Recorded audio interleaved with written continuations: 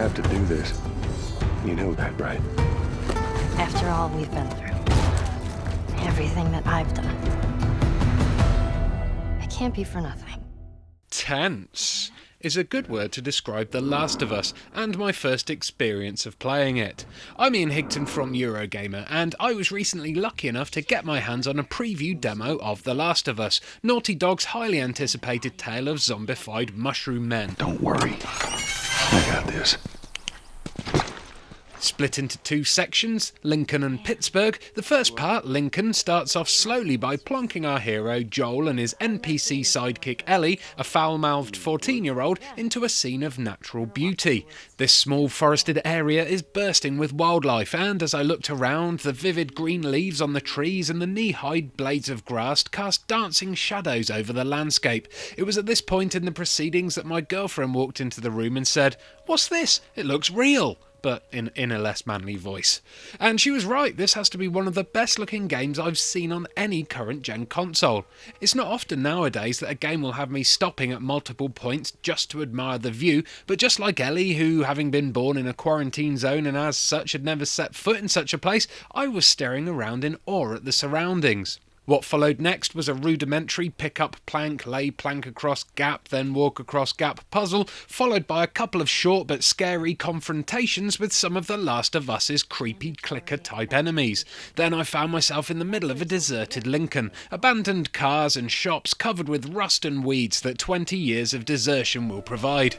This place is very quaint. Quaint. Well, I don't know. I mean, how would you describe it? Empty. Yeah, that would be another way.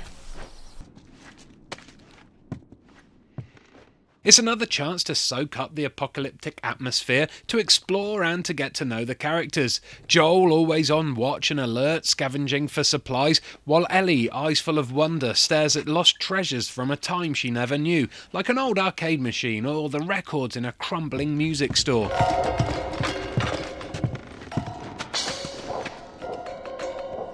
Man, this is kind of sad.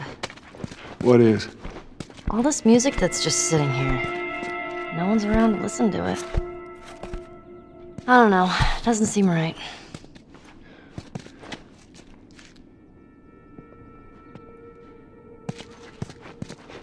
These quiet moments of museum-like exploration are relatively fleeting though, and it's not long until the tension returns when Joel is caught in a trap left by a fellow survivor, and while hanging upside down he must not only defend himself but Ellie too.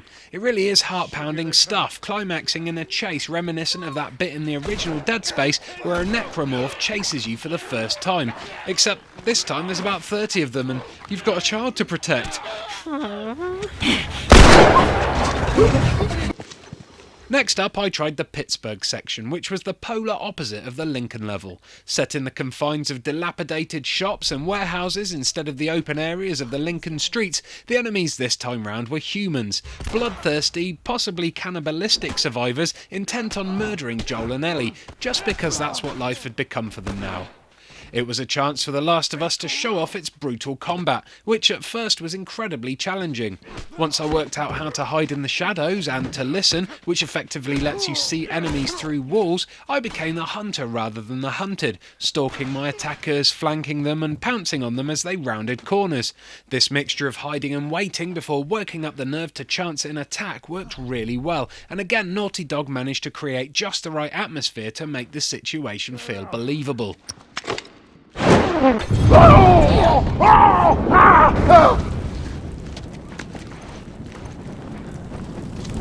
ready, asshole! I got you! Strike this asshole!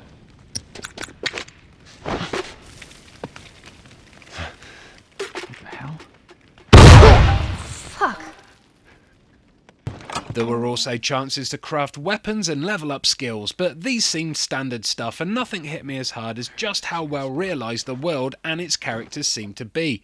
As a big fan of survival horror experiences and story-driven adventures over dumbed-down action games, my time with The Last of Us has only made my anticipation for the game grow.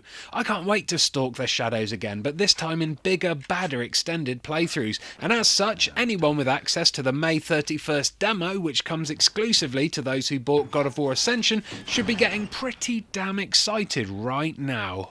Look.